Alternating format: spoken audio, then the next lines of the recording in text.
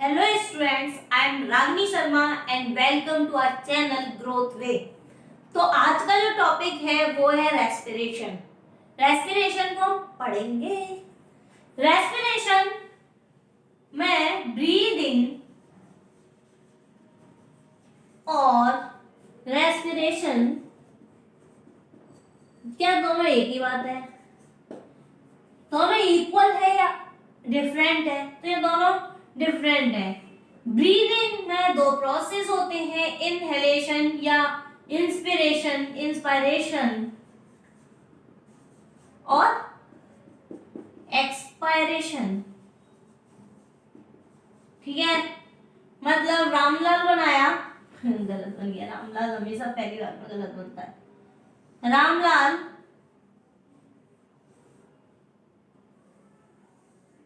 ठीक है, रामलाल की नेजल कैविटी से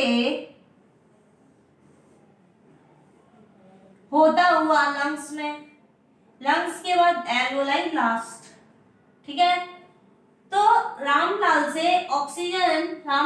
ऑक्सीजन लेता है, इनहेल करता है और CO2 या कोई एयर बाहर निकालता है।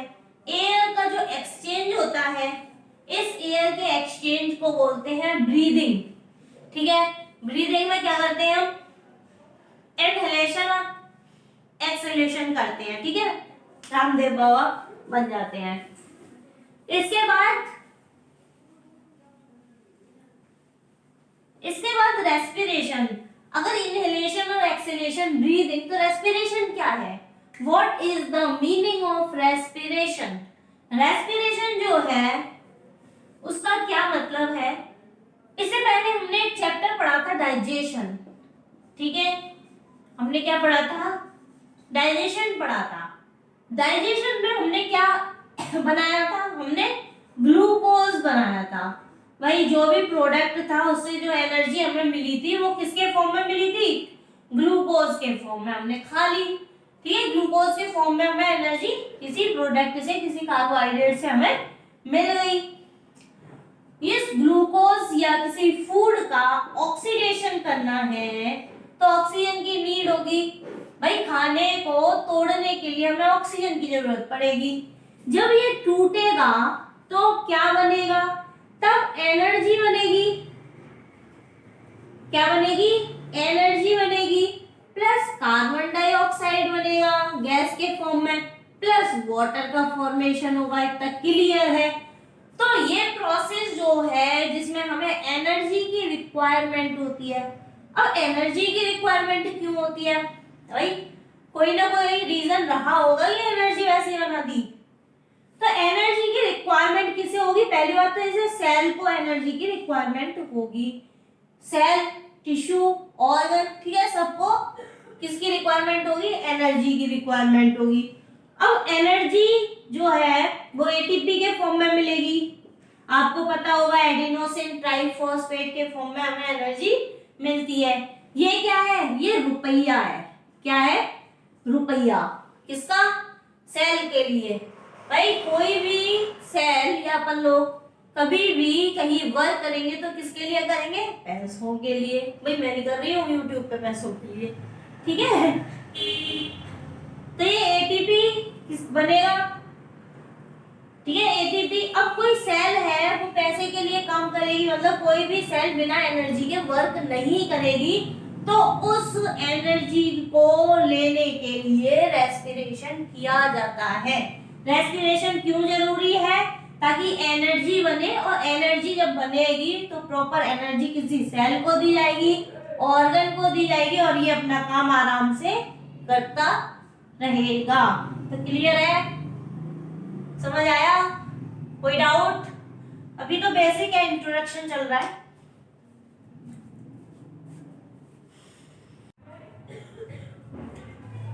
अब देखते हैं डिफरेंट ऑर्गेनिज्म में डिफरेंट रेस्पिरेटरी ऑर्गन। ठीक है, ओके, कोई दिक्कत नहीं होनी चाहिए। तो रेस्पिरेशन जो है, हम पहले प्रोटोजोआ हम फाइलम लिख लेते हैं, जो 10 फाइलम हम स्टडी करते हैं। Protozoa, porifera, coelenterate, प्लेटीहेल्मिन्थीस,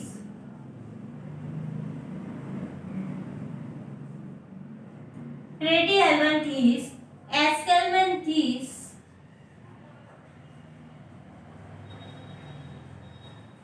एस्केल्मिन्थीस, annelida, annelida, mollusca, annelida arthropoda mollusca, sorry, arthropoda mollusca, echinoderm, echinodermata and chordata, Chordata.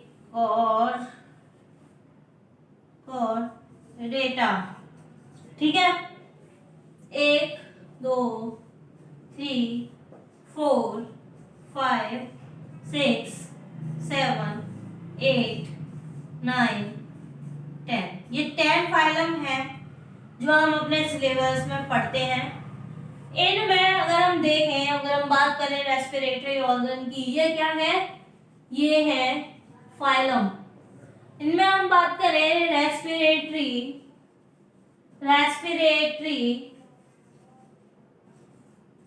Organ की, तो प्रोटोजोआ में रेस्पिरेशन जो है वो किसके द्वारा होगा?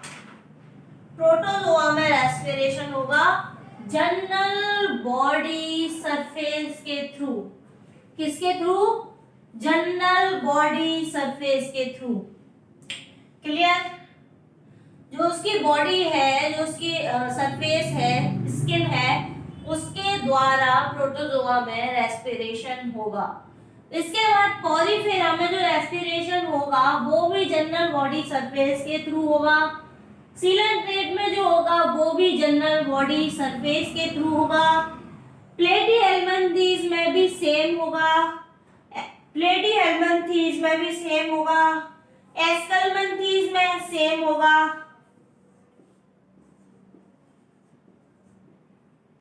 एनेलिडा में भी सेम होगा, जनरल बॉडी सरफेस, स्किन जो होगी वो मॉइस्ट स्किन के थ्रू होगा।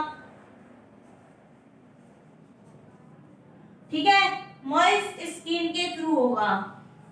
इतना क्लियर है?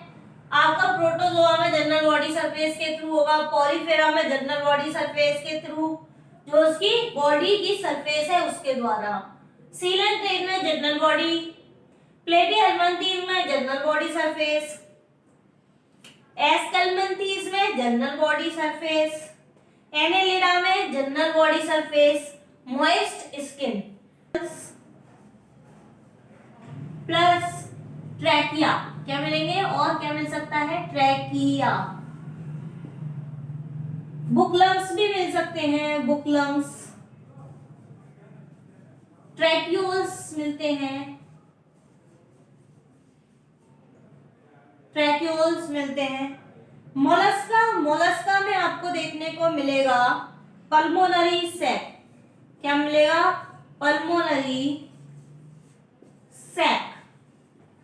इसके बाद इकाइनोडर्मेट में ट्यूफीट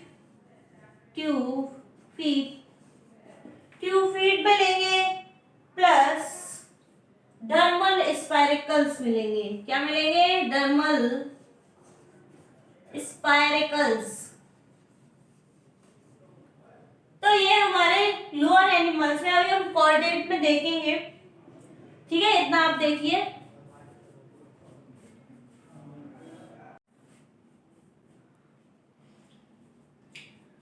अब बात करते हैं कॉर्डेट की। कॉर्डेट में फिश,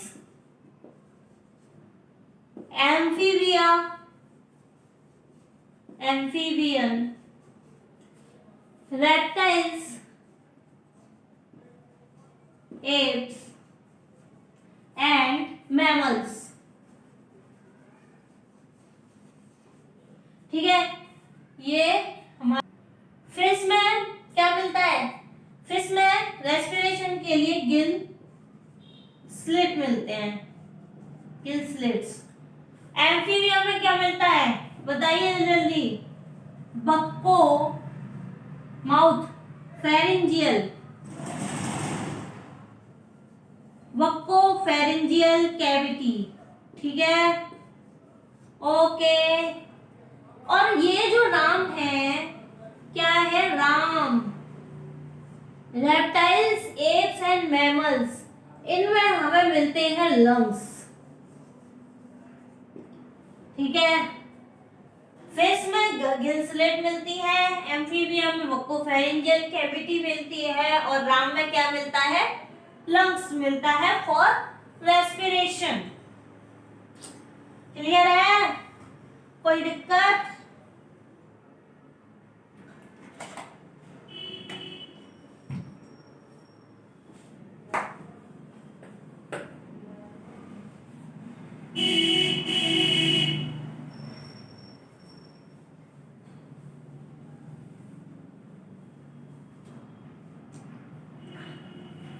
इसके बाद देखो रेस्पिरेशन,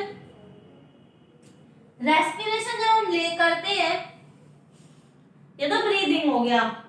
इसके बाद जो गैस हमारे अंदर गई वो गैस लंग्स में पहुंचेगी, लंग्स तक जो पहुंची वो एक्सटर्नल रेस्पिरेशन हुआ, लंग्स ने बाहर फेंका, एक्सटर्नल रेस्पिरेशन, ठीक है। अब इसके बाद क्या होता है, इसके बाद इंटरनल रेस्पिरेशन होता है। देखो मैं एक डायग्राम बनाती हूँ, उसमें जानना। अब देखो रामलाल बना रही हूँ,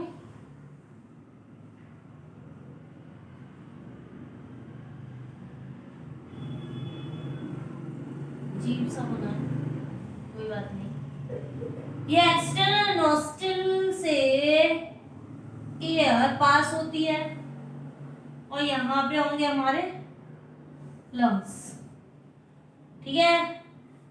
यहां से लंग्स, लंग्स से यहाँ ब्लड वेसल्स में हमारा कनेक्शन होगा, लंग्स और ब्लड वेसल्स का, ठीक है। ये ब्लड वेसल्स है और ये है टिश्यू, क्या है, ये है टिश्यू या कोई सेल, टिश्यू, क्या ये टिश्यू, क्लियर। यहां से ऑक्सीजन, यहां से ऑक्सीजन अपटेक की किसी ऑर्गेनिज्म ने, ऑक्सीजन यहाँ आई, यहाँ ऑक्सीजन आई, ऑक्सीजन आई और फिर CO2, यहां से एयर पास हुई, CO2 पास हुई, तो इसे बोलते हैं ब्रीदिंग। क्या बोलते हैं इसे, ब्रीदिंग, ठीक है, कोई दिक्कत? अब यहां से ऑक्सीजन, यहां क्या होगा, यहां होंगी एल्वोलाई, एल्वोलाई।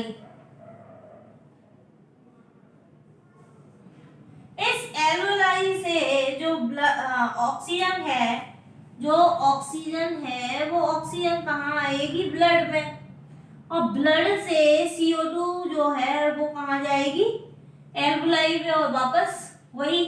तो इसे बोलते हैं एक्सटर्नल रेस्पिरेशन, एक्सटर्नल रेस्पिरेशन, ठीक है। क्या बोलते हैं इसे, एक्सटर्नल रेस्पिरेशन। अब देखो जो ये गैस थी, जो गैस थी वो गैस यहाँ ब्लड में मूव कर रही है। अब इस ब्लड से जो गैस है वो कहाँ जाएगी, टिश्यू, टिश्यू के पास जाएगी ये, ठीक है, टिश्यू।